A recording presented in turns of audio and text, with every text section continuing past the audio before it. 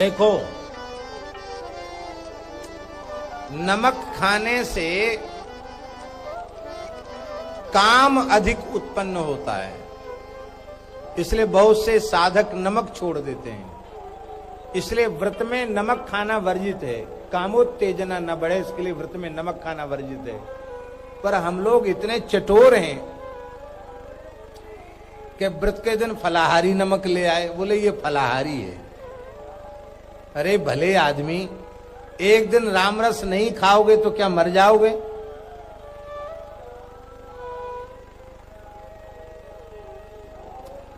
जैसे तैसे महीने में 2 एकादशी आती हैं। उन एकादशियों को हम लोगों की हालत ये होती है कि 15 दिन पहले से विचार बनाते हैं। राजगिरे का हलवा, सिंघाड़े का हलवा, कूटू की पूड़ी, समा की खीर, मखाने की खीर। अरे भाई, जब यही तुमको खाना है, रोटी खीर पुआ ही खाना है, तो काहे को एकादशी का स्वांग रच रहे हो? एकादशी एकादशी के जैसी होनी चाहिए।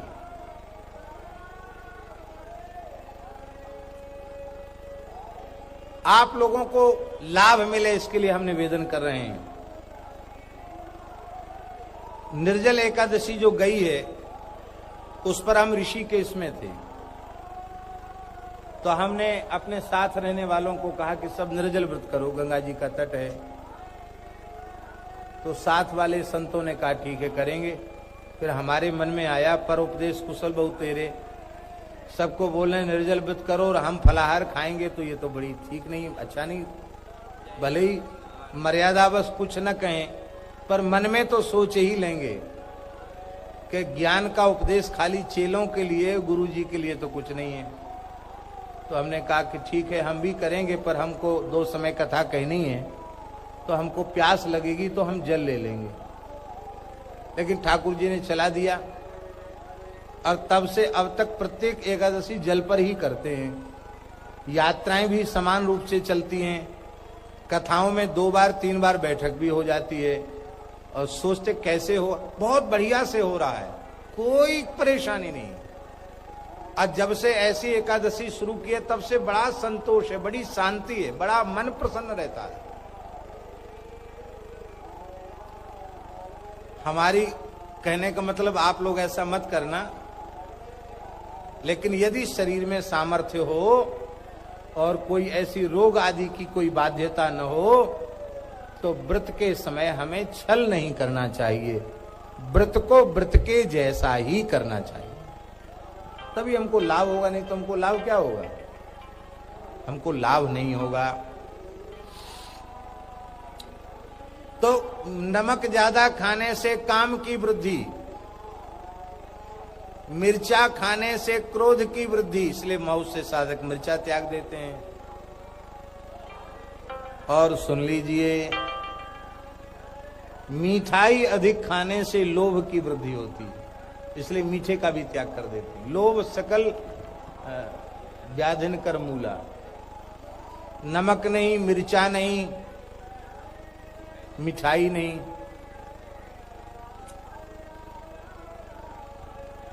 और ये रबड़ी, मलाई, खोवा, ये दूध की चीजें अधिक खाने से, मिठाई आदि दूध की बनी हुई, एक दूध घर का मिष्ठान होता ना, वो खाने से मोह अधिक बढ़ता है। ये सब महापुरुषों ने अनुसंधान किया है। तो धीरे धीरे घटाते घटाते घटाते घटाते फिर केवल रोटी पर आ जाते, केवल भात पर आ जाते हैं। फिर उससे उनको साधना में बहुत उन्नति प्राप्त होती है। हमारे वृंदावन में एक महापुरुष हैं, मलुक पीठ में ही विराजते हैं, गौशाला में। मर्यादा के कारण हम उनका नाम नहीं लेना चाहते, पर ले दें, श्री परमहंस जी महाराज। अनुमान है हमारा लगभग 25 वर्ष तक उन्होंने न गुड़, न तेल, न घी, न दूध, न दही, न मिठाई, न फल, कोई चीज 25 वर्ष तक नहीं खाई। सुदामा कुटी में रहते थे। यमुना जी नित्य स्नान करते, यमुना जी से जल ले आते, जल को थोड़ा गर्म कर लेते, छान लेते और पंगत में बैठते, सुदामा कुटी की पंगत में, और वहां बैठ करके फुलका और जल में, जमुना जी के जल में भिजाकर फुलका पाते। और एक और आश्चर्य की बात है, जब सुदामा कुटी में भंडारे चलते, गुलाब जामुन, रबड़ी, मालपुआ, मोहन थार, ये सब बनते, उस दिन भी पंगत में ही बैठ के पाते। क्या पाते? उस दिन रोटी अपने वहां बना लेते, कुठार से आटा मांग लेते, और रोटी बनाकर बगल में लोग हलवा, मलाई और पुआ सब खा रहे हैं, और वो बीच में बैठकर पानी में डुबाकर रोटी खाते 25 वर्ष तक। बाद में एक बार शरीर बहुत अस्वस्थ हो गया उनका, उस शरीर को भी कुछ तत्वों की जरूरत तो है ही है, तो महाराज जी ने उनको मिशन भर्ती कराया, रामकृष्ण मिशन। ज्यादा बीमार हो गए, अब वो खाए नहीं कुछ। वो मिशन वाले स्वामी जी बोले, बाबा जी आपने कैसा मरीज यहां भर्ती किया? दवाई खाओ, बोले नहीं खाएंगे। दूध पियो, बोले नहीं पिएंगे। दही खाओ, बोले नहीं खाएंगे। खिचड़ी खाओ, बोले नहीं खाएंगे। क्यों? बोले नमक नहीं खाते, ये नहीं खाते। ये खाएगा क्या? वो खाएगा नहीं तो दवाई कैसे खाएगा? ये दवाई भी नहीं खाता है, क्या करें महाराज? महाराज जी हॉस्पिटल गए। महाराज जी ने कहा, परमहंस जी आपने जितना शरीर को कसना था कस लिया, आपकी तपस्या पूरी हो गई। अब जो ठाकुर जी को भोग लगता है प्रेम से आप पाओ। आज भी उनका आहार अत्यंत सूक्ष्म है, वर्षों तक तो दूध पर ही रहे। तो राम जी, आहार शुद्धि का चित्त शुद्धि से बहुत घनिष्ठ संबंध है।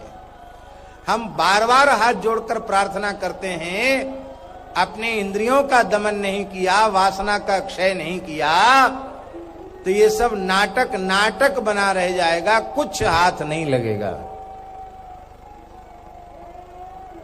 जीवन में सत्य, सदाचार, ब्रह्मचर्य अत्यंत अत्यंत आवश्यक है। इसके बिना आत्मोन्नति संभव नहीं है, नहीं है।